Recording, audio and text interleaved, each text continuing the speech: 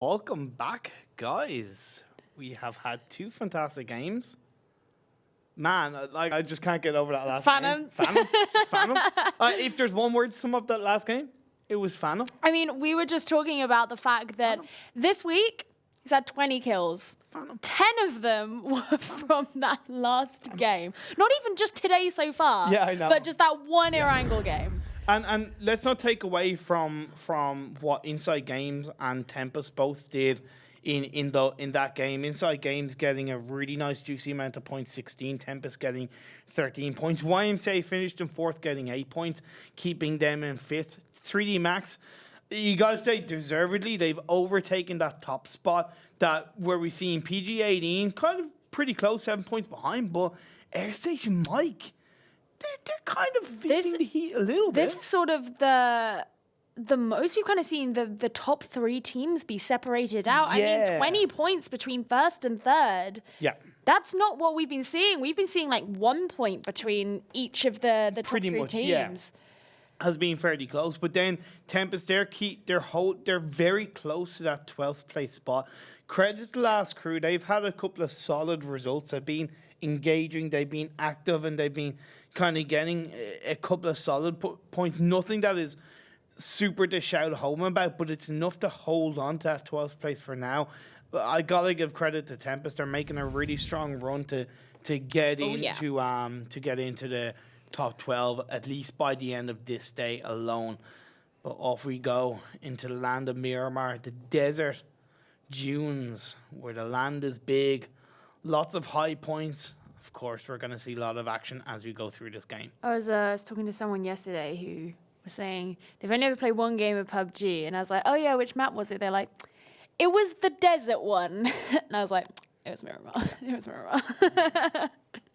Who only plays one game of PUBG? I don't know.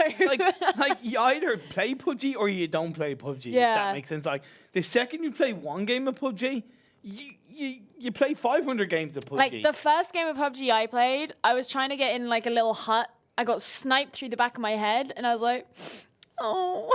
And I was like, yeah, quite literally. Okay, so we saw the plane trajectory quite down south, going from the east to the west, a little bit up north. So the likes of InsideGames and Joker's going back down to Los Leones, the former home that they held onto in the group stages.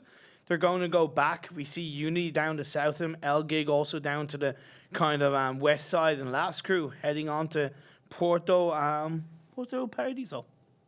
Los Leones, it was basically a desert town yesterday, but it doesn't matter because El Pozo is really going to be the star of the day, the circle moving up towards that northwest side.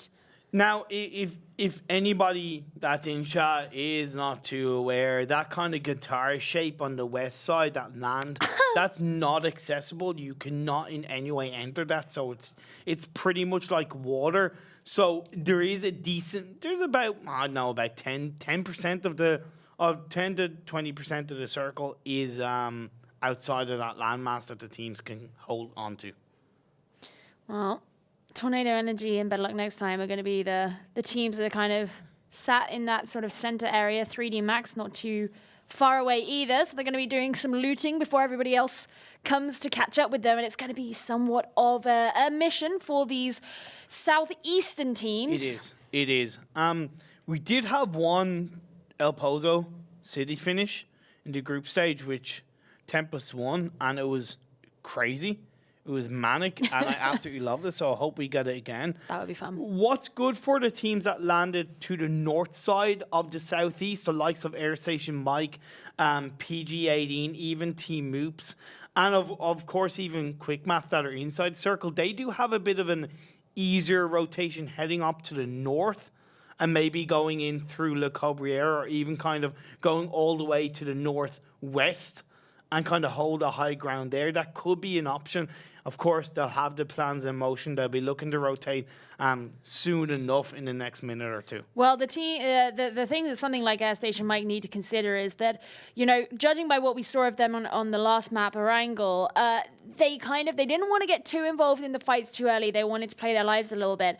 But because of where they are right now, a lot of the teams are going to be wanting to kind of go straight past them to make those rotations. So they could find themselves being caught in those engagements. So the decision for them is going to be, right, do we sort of hang on where we are, knowing full well that we may find ourselves in the firing range, or do we make that first move to ensure that we live a little bit longer before we're forced to go into the circle?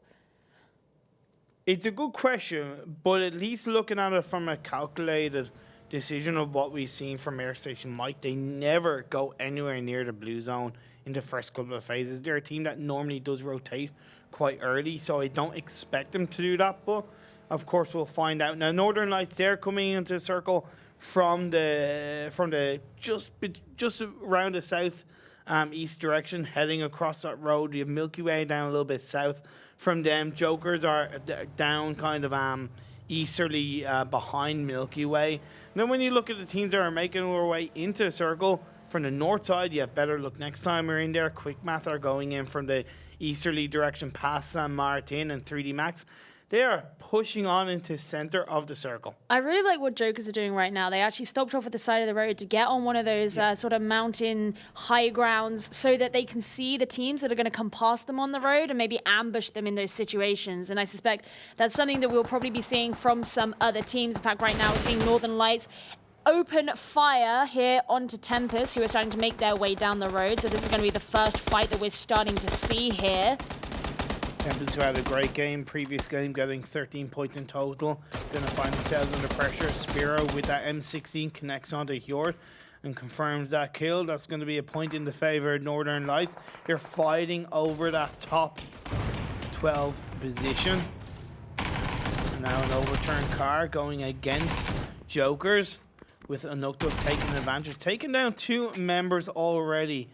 You hate to see it being called out like that, but when 2 teams do rotate in the same direction, it's always going to be a higher percentage of them coming together. Yeah, and really, Anuktiv's not one of those players you want to be running into. No. He's shown himself to be pretty competent thus far, but now potentially going to see some stuff happen. Well, I mean, Jokers, they're going to be running straight into Unity now. So Set, Set looking like he just wants to get away from Orange. He doesn't want to deal with his hassle, or at the very least get some shelter before he does. But with that 8x scope, of course, he can actually reach him from afar. That's going to cause him some issues, some damage. And look at Quizzy just like a hit and run. It's like, okay, you take the shots from the back. I'm just going to push on forward. Quizzy's been really, like, he has been their player who does the moving forward. He is their front line. Yeah. So unsurprising. And now this is just going to happen across the road while Set is basically hiding out on this little personal beach. Yeah, but we do see Snoopy's kind of flanking around from the west side. This looking is in just cat and mouse. Oh, Snoopy just looked to the left, dude. Looked to the left a little bit. You would have seen Set. Oh, man. There you go. I think he knows where he is. I think they're just trying to put on that extra pressure. But now he's just making sure to watch their back while the others, I think Orange especially, is going to be around from the other angle. Throwing in a nade. A little bit off course. Straight down. There you go. Like, I know Unity are being a little bit cautious. Swim! Come on. Swim! Hey, little fishy. Oh, it's just tragic, isn't it? How Joker Setzer is so terrified of Unity that he's just run away and decided, I'm going for a swim. He's going to deny the point away from Unity, let's be honest. And he does actually take the time away from Unity, because Unity aren't inside the circle, right? So they have wasted a decent bit of time making their way through, allowing teams a little bit more freedom to make their way down from the southeast. Team Moops are rotating into the circle. The rest of Jokers, which is, of course, Moon, is rotating in through ToWzErA. Last crew are behind Team Moops. When you look at PG18, we saw the Wanderer, pushing ahead of the rest of PG18 to find that spot. Airstation might have done what I thought they would do and just rotate to the north east side of the circle, and they have their location that they want to moving in. Quick Math still have the center. The only team that is really heavily outside the circle right now, that's ELGIGANTEN. They're facing that blue tick zone damage going through Los Leones, but that should be good for them for now because phase 1 tick damage is little to nothing. Yeah, and, they have a fairly open road right now. Last crew, potentially, they're going to come face-to-face with. So, that could,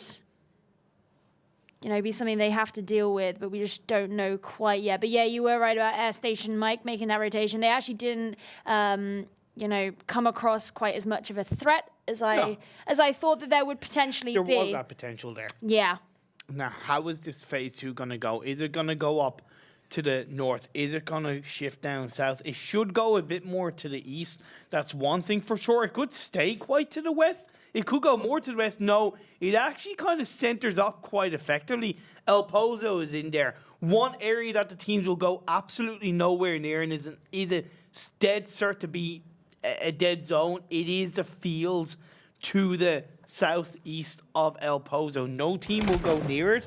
They might be around it, but they will not go in that landmass as Morpheus connects onto AK's skill of the last crew. Two of those teams are outside the circle. Last crew just kind of pushed their way through. ghostar just popping the shots off. You do have KnorkiS there as well. And that's just going to be last crew caught out for now. Them push through into circles. Northern Lights trying to connect onto Elia in that vehicle. Melman is in the background. You also have example and Compot in that compound there, but with shots being fired in all directions by Northern Lights, it's a matter of will Melman and Aaliyah be able to get into that compound and join the rest of their team.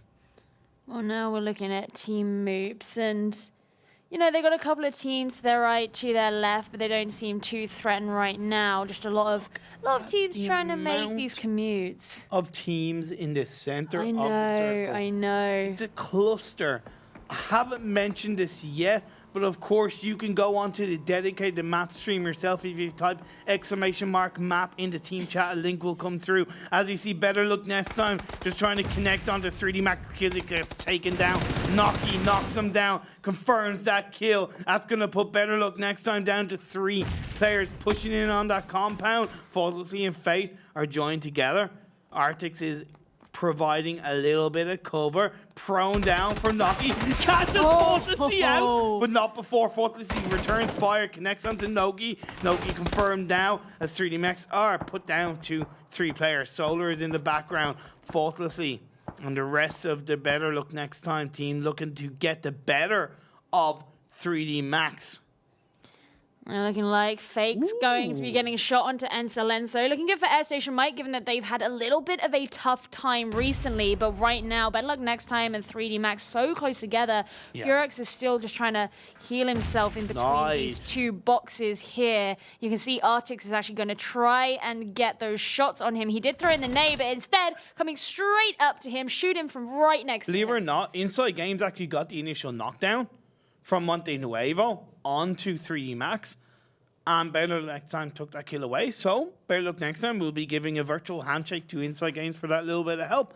As you see Tempest, they are on the east side of the circle. They have the high ground. They're in a bit of a 2-1-1 split for now. As Milky Way, they're going to breach onto the compound that 3D Max are holding on to. They did survive against BetterLuckNxTime for now, but what are they going to do against a 4-man team of Milky Way? The aggression comes through. Great play by Milky Way, sticking together, taking that Phantom, leaving Solar on his own. The footsteps will have been heard. The only thing for 3D Max is he could get a bit of help from InsideGames. He does connect onto DP. 1 man down, 3 man left. We saw Phantom being the 1-man army in the previous game. Can Solar be that man in a moment now? It's not looking like he's going to throw out that smoke, but potentially going off in the wrong direction. And right now, just waiting for iZoom and Mans to see what they're going to be doing, throwing their own nades in, but don't actually make it through the windows. Well, I think Solar did it as a bit of a dud, so he threw the smoke out in one direction, hoping it would juke the rest of Milky Way, and it kind of did for now,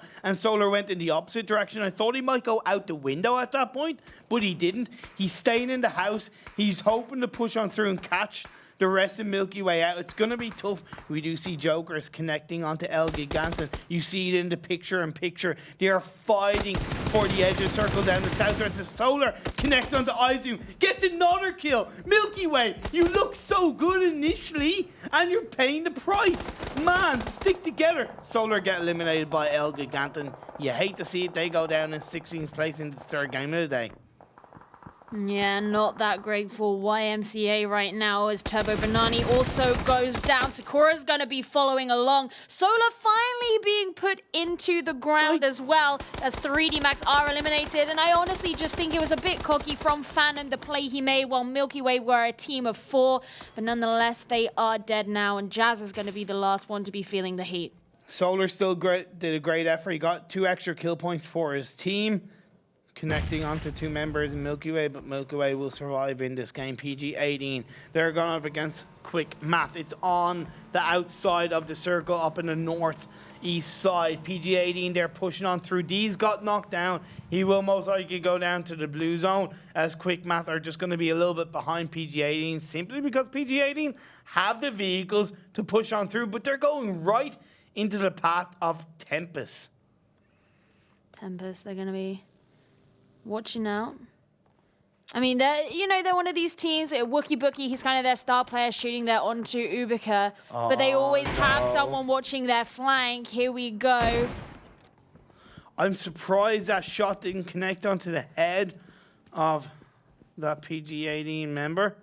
Fortunately, Wookie Bookie. And look at Klib's flank. They're entirely split up here. So they do have these various angles. In the meantime, OK Bro is going to be going down to Compot, another one of our star players. You got to say Klib is really flanking effectively. He's not shooting as well, right? He's providing the information, allowing the rest of his team to react to his information. And that's really great play. Klib could catch Wander out. He does indeed. That's going to be 1 knockdown. 1 kill confirmed, leaving Ubika just to try and survive as well as Recrent there. He gets taken down to 15 health. Where's the rest of Tempest? Where's the protection coming through? Wookie Bookie's there, but is he going to go into the hands of a grenade? Too late. Klib goes down. Wookie Bookie's there. Hani is there. It's going back to a 2v2. It's going up on the edge of the circle. In this phase, it shifts up north. Monte Nuevo is just on the south side, but you have that dead area in between where Northern Lights are holding on to his Airstation Mike, pushing on through down. Milky Way connecting onto Tornado. Energy down in up in the actually north side of this circle as Airstation Mike. They just drive through. ToWzErA does get knocked down. Most likely will get taken out, as will Hugstar get knocked down by Milky Way. At least 2 members of Airstation Mike will survive going into the center of the circle. And it was a difficult position for them. That's why we saw them on the vehicles. Yep. They had to try and come down through basically the remnants of 3 teams. Yeah. And it was a really difficult situation for them. 4 Well, teams. I guess, with 4 Northern teams. Lights as well there to the east. But now we're seeing Spiro trying to get some shots onto Ubika PG-18 just on the other side of the road. And you've kind of already spoken about it, Imperium, how there are these sort of dead areas, especially with the flat roads, not even just talking about these long deserts in the fields, but with the flat roads, it makes it even more crucial where you're going to position yourself to have these altercations. And that's the thing, because it's forcing a couple of these teams to go into Monte Nuevo. Nobody really wants to be in a city because it's great going into a city, but trying to disengage from a city when the circle shifts away from it is very, very tough. But you're being forced to because there's so much low flat land around the high grounds that you just have to get into these houses. Now, the good thing for InsideGames, they're holding on to the north edge of Monte Nuevo, so at least they are able to get a little bit more information. They're going to be able to look around, and they're still as a full squad. You do have YMCA and T-Moots also in Monte Nuevo, which could go against them down the line. But as this blue zone closes in, all teams are inside the circle. It's going to be interesting to see what ELGIGANTEN do as they move into the inside of the circle here. We have Morpheus in a vehicle, so he's going to be heading towards the west, actually towards Monte Nuevo. But in the meantime, Spiro is actually going to be going down. He was kind of the key member trying to get those shots onto PG-18, so without him, that could be fairly difficult. But example, trying to get some shots onto Tempest, another one of those teams doing really well. Hani actually ends up going down to Alia. So maybe not going to be the game for Tempest, although Hani can potentially be healed up here by Wookie, which is a little bit better. He's using one of those smokes to try and shield them, protect them a little bit while PG-18 watch out onto them.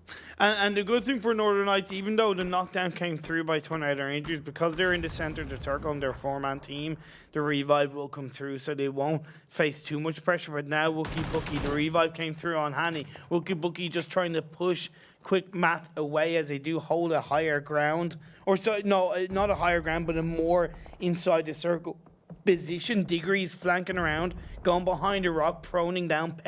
Pelsage is a little bit away from him, but they do have that nice level of vision. But they're taking shots by Tornado Energy. They're looking to join in on the fun. So both of these teams, Quick Math and Tempest, feeling the pressure. Milky Way get taken out by BetterLuckNxTime. Both of the teams were in the northwest side. Because Tornado Energy were looking more in the direction of Northern Lights and Quick Math and Tempest, they didn't have to worry about it going on as Wookie does connect onto Diggory. Hani was connected onto by example, leaving it in a 1v1 situation between Quick Math and Tempest.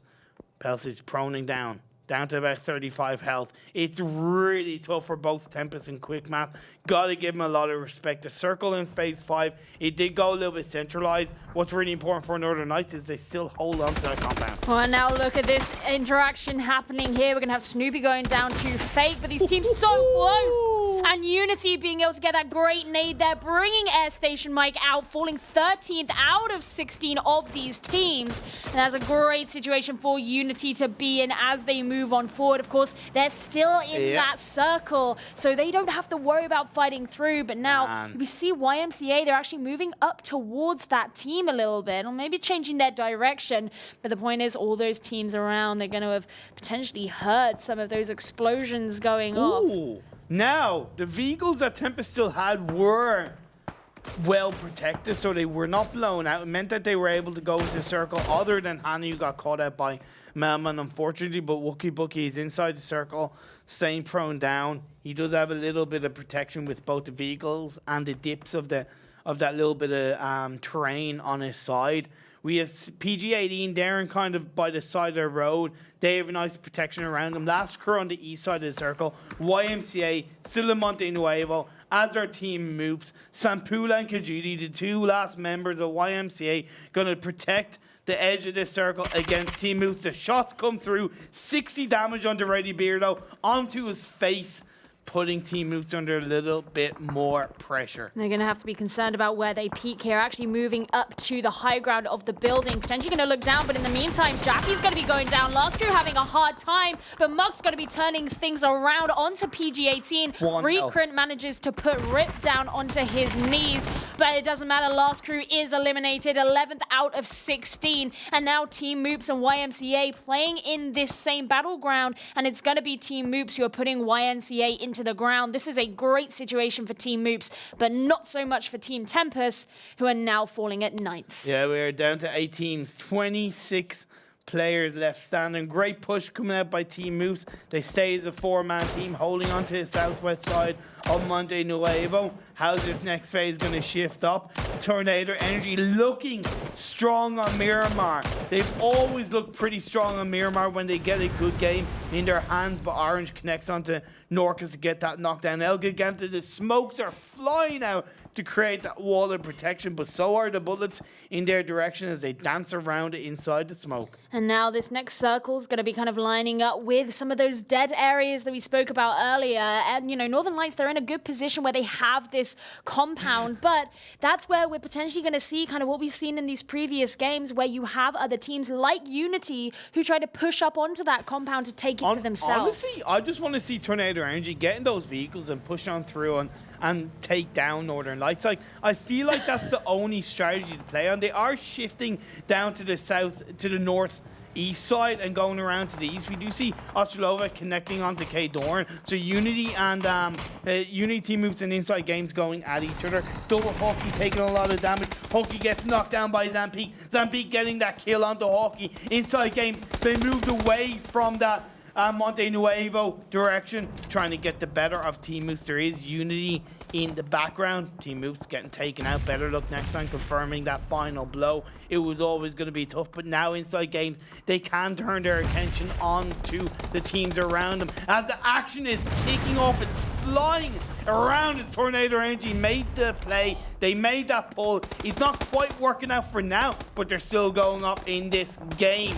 Okay, bro was able to connect the shots on. Tornado Energy get taken out. This is what I was saying. It didn't work out for Tornado Energy. Good play, good attempt. Quick Math get taken out in 6th place. We're down to 5 teams. In a matter of minutes, we've lost multiple players. Gone down from 26 to 13, just like a Thanos snap. Yeah, we had a few teams, including Team Moobs, who had 4 players and went down to nothing so quickly. Yeah. And now the only 2 4-team squads are Northern Lights and InsideGames, both of whom are on opposite sides of the circle. Yeah. So potentially we're going to see members being picked off before they manage to engage against each other. True. Or potentially we'll see a rush, although that's not really what I'm expecting, because it's just too much of a risk right now. But we are seeing Arctics try and get those shots down here onto Unity. So they're potentially in trouble here. Quizzy's going to be running across the field trying to get some cover. But the thing is, if anything happens to either him or Orange, there are those smokes they're using now, but they're not really going to be able to heal each other. So this could be dangerous now. Orange is going to be going down, but he did manage to get a shot onto Fate before that did happen.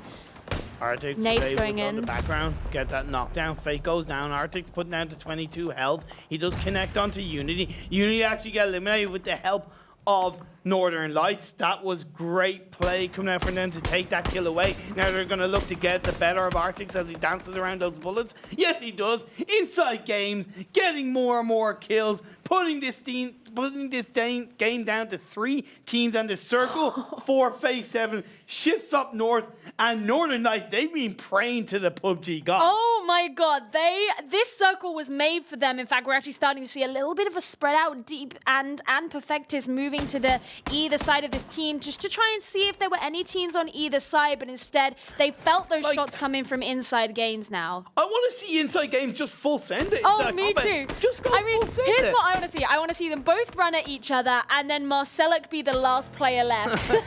Well, Marcelek definitely is the last man standing for ELGIGANTEN, just proning himself down. He is outside circle. Pixlix, he got in that vehicle. He's put it into a situation where he's inside the circle for now, at least giving protection to the rest of his team. But Marcelek, he got put down. He got Odstrelovac, putting InsideGames under a little bit more pressure, where Zampeek is just left standing along with Pixlix.